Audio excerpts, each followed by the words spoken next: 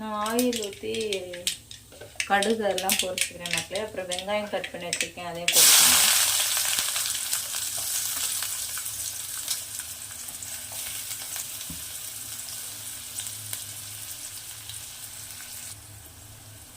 நல்லா ஓரளவுக்கு வதங்கிட்டு, ரொம்ப வதங்கண்டாம், லைட்டாக வதங்கினா போதும். வதங்கும் போதே நம்ம தக்காளி எடுத்து வச்சுருக்கிற தக்காளி வெட்டிக்கலாம். கருவேப்பிலை இருந்தால் போட்டுக்கோங்க மக்களே. லாஸ்ட்டு நம்ம வந்து கொஞ்சம் கொத்தமல்லி தழை சேர்க்கணும். சாம்பார் கொத்தமல்லி போட்டால் நல்லாயிருக்கும். என்கிட்ட கருவேப்பிலை தீர்ந்து போச்சு, அதனால் கருவேப்பிலை போடல. தக்காளி இந்த நேரத்தில் வெட்டி போட்டுக்கிட்டிங்க அப்படின்னா நம்மளுக்கு கரெக்டாக இருக்கும். அப்புறம் காயெல்லாம் சேர்த்து வதக்கலாம்.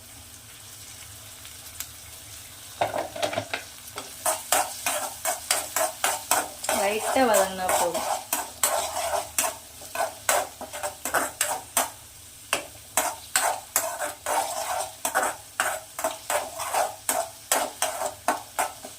இந்த ஸ்பூன் பார்த்தீங்களா மக்களுக்கு, நல்லா இருக்குது பாருங்க. கிண்டுறதுக்குமே நம்மளுக்கு நல்லா இருக்கும்.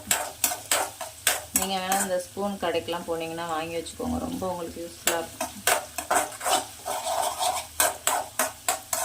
நம்ம நைட்டே ஓரளவு க்ளீன் பண்ணி வச்சதுனால வேலைலாம் டக்கு டக்குன்னு நடக்கும். நம்ம அப்படியே போட்டுட்டோன்னா இந்த பாத்திரத்தில் கழுவுறதுக்கே நம்மளுக்கு முழு நேரம் போயிடும்.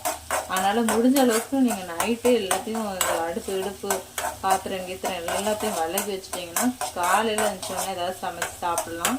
காலையில் ரெண்டாவது ஒரு அம்பரம் பாத்திரம் சேரும், அதையும் விளக்கிட்டு மறுபடியும் மதியம் செல்வதுக்குள்ள பாவம் ஒரு வழி ஆயிடுவாங்க வீட்டில் உள்ள பெண்கள் எல்லாம். நீங்கள் அதனால் அந்த ரொம்ப ஈஸியாக இருக்கணும்னா நைட்டே எல்லாம் செஞ்சு வச்சாதான் உங்களுக்கு ஈஸியாக இருக்கும். ஓரளவுக்கு வதங்கிட்டு மக்களே இந்த நேரம் வந்து காய் இதெல்லாம் போட்டுக்கலாம். காயும் போட்டு கொஞ்சம் வதக்கி விட்டுட்டு அப்புறம் சாம்பார் வைக்கும்போது ரொம்ப அருமையாக இருக்கும். நான் வந்து இப்போது கடாயில் தான் செய்ய போகிறேன் சாம்பார். நிறைய பேர் இந்த ஒரு குண்டு பாத்திரத்தில் தான் செய்வாங்க. எதில் செஞ்சாலும் சாம்பார் தான் மக்களே.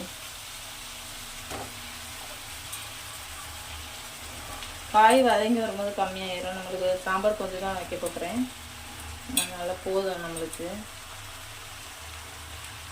இதையும் நல்லா வதக்கி விட்டுக்கோங்க.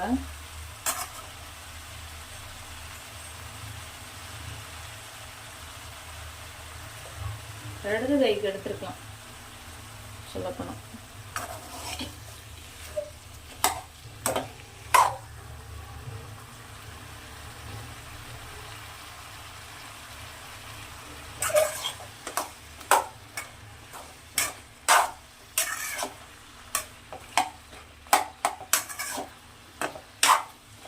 இந்த நேரம் நம்மளுக்கு கொஞ்சமாக உப்பு சேர்த்துக்கோங்க. உப்பு சேர்க்கும்போது கொஞ்சம் அந்த இதில் நல்லா வதங்கும். உப்புமே அந்த காயில் கொஞ்சம் நல்லா பிடிக்கும். அதனால்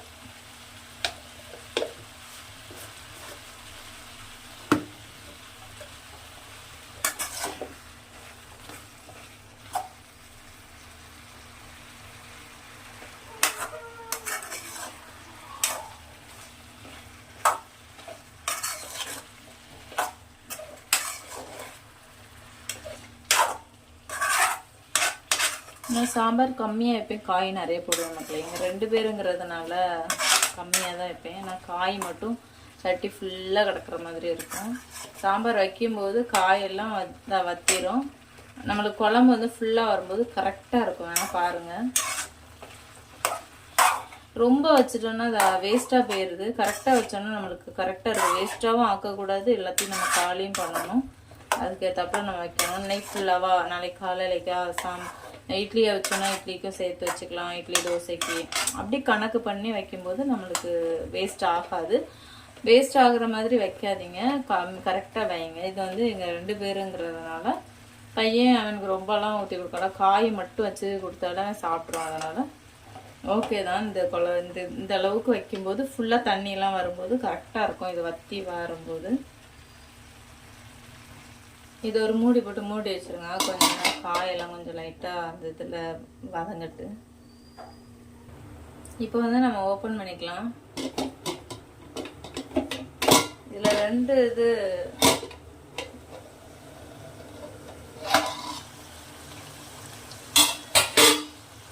ஓரளவுக்கு நல்லா வெஞ்சிட்டு மக்களே.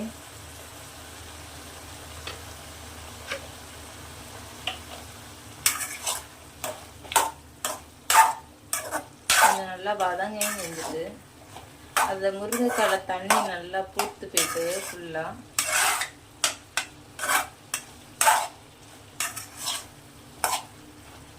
இதில் அமைஞ்சிட்டுங்கிறதுனால நம்ம டைரெக்டாக கொஞ்சம் தண்ணி சேர்த்துக்கலாம்.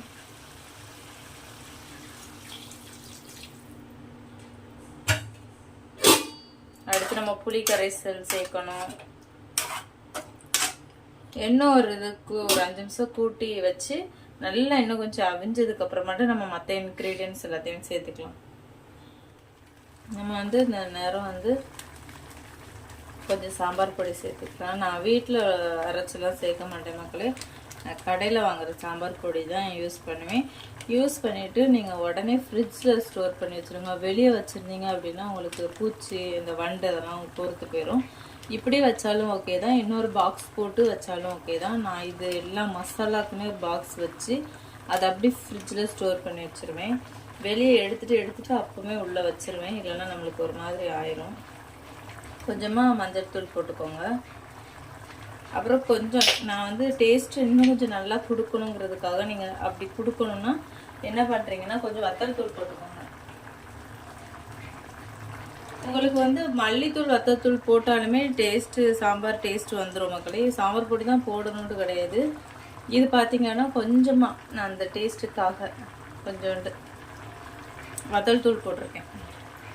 நம்ம இந்த பாக்ஸு கொஞ்சம் நம்மளுக்கு நல்லா இருக்குது, அதனால் இதையே ஃபுல்லாக யூஸ் பண்ணிக்கிறேன். இதை இப்படி ப்ரெஸ் பண்ணி நம்ம ஓப்பன் பண்ணுற மாதிரி. இப்போ மசாலா ஐட்டம் எல்லாமே நம்ம சேர்த்தாச்சு. அப்புறம் நம்ம இன்னும் புளி கரைசல் சேர்க்கணும். அதுக்கப்புறம் நம்ம அவிச்சு வச்சிருக்கிற அந்த பருப்பு ஐட்டத்தை சேர்க்கணும். நம்ம பருப்பு ஐட்டம் சேர்க்கும்போது தண்ணி கொஞ்சம் மேலே வந்துடும். அப்புறம் அந்த கரைச்சி வச்சிருந்த அந்த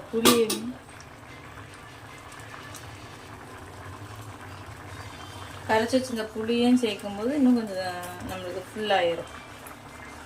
நான் குட்டியாக தான் புளி எடுத்துருக்கேன். இதை நல்லா கரைச்சிட்டு நல்லா சேர்த்துக்கலாம்.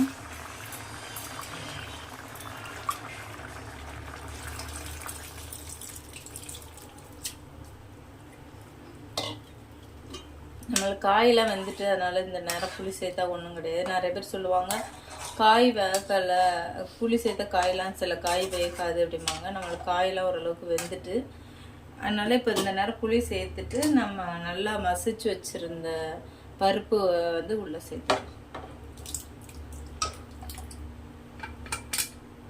அவ்வளோதான் மக்களே.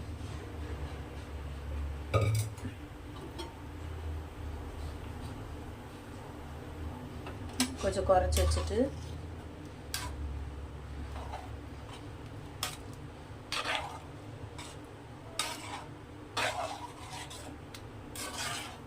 எனக்கு அளவு தெரியாமல் போயிடும். வேற பெரிய பெரிய பாத்திரத்துலலாம் செஞ்சால் அதிகமாக செஞ்சிருவேன். அதனால நான் எதுக்கு பாத்திரம் இல்லாமல் இதை செய்யலை. பெரிய பாத்திரங்கள்லாம் இருக்குது. எதுக்காக இதில் செய்கிறேன்னா நான் அதிகமாக செஞ்சு வேஸ்ட் பண்ணிடக்கூடாது அப்படிங்கிறதுனால இது ஃபுல்லாகவே வச்சுட்டேன்னு வச்சுக்கோங்களேன், உண்மையிலே கரெக்டாக இருக்கும். வேஸ்ட் பண்ண மாட்டேன். பெரிய பாத்திரத்தில் வச்சா கொஞ்சம் அளவு தெரியாமல் அதிகமாக முன்ன பின்ன ஆயிரும்.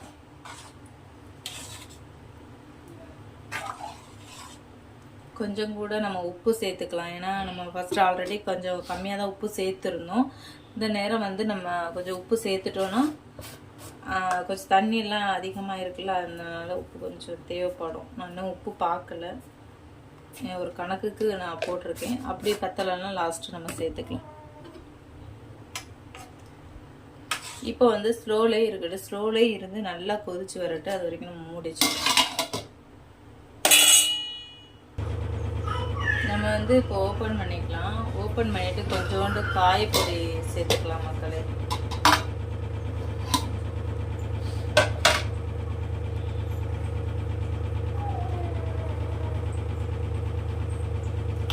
இப்போதான் கொதிச்சுட்டு இருக்கு கொஞ்சமா.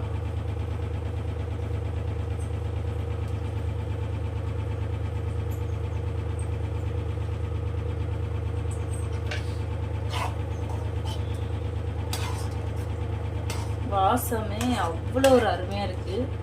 வாசல்ல இருந்து நின்னா கூட அவ்வளோ வாசமாக இருக்குது. நீங்கள் ஒருக்கா ட்ரை பண்ணி பாருங்கள். இந்த சாம்பார் டேஸ்ட்டாக இருக்கும். ஒவ்வொருத்தரும் ஒவ்வொரு வித்தியாசமாக. இப்போ குக்கரில் வைக்கிறது நல்லாயிருக்கும். அது இட்லி சாம்பார், இது ஒரு சாம்பார்.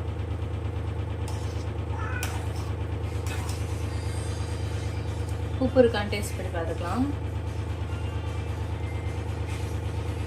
சூப்பர் மக்களே, அவ்வளோ டேஸ்ட்டாக இருக்குது. உப்பு கொஞ்சம் கம்மியாக தான் இருக்குது. உப்பு போட்டால் கரெக்டாக இருக்கும். முருங்கைக்காய் சாம்பார்னா முருங்கைக்காய் சாம்பார் தான்.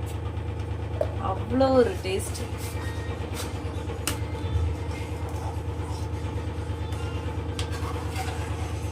குழம்பு வெரைட்டிலேயே நான்வெஜ்ஜை விட வெஜ்ஜில் எனக்கு இந்த சாம்பார் தான் மக்களே ரொம்ப பிடிக்கும். கொஞ்சோடு சாதம் போட்டு நிறைய குழம்பு ஊற்றி நல்லா பிசைஞ்சு சாப்பிடும்போது அது ரொம்ப டேஸ்ட்டாக இருக்கும். அந்த மாங்காவோட இதெல்லாம் உள்ளே இறங்கி அவ்வளோ ஒரு பிரமாதமாக இருக்குது. அந்த புளிப்பு சுவை, அந்த காரம், அதில் வேறு நான் வத்தல் தூள் வேறு கொஞ்சம் போட்டேன்னா அந்த காரம், புளிப்பு சுவை, அந்த முருங்கைக்காவோட அந்த மிக்சடு எல்லாமே அப்படியே பக்காவாக இருக்குது. கரெக்டாக நான் நினச்ச மாதிரி வந்திருக்கு. குழம்பு டேஸ்ட்டாக இருக்குது மக்களே.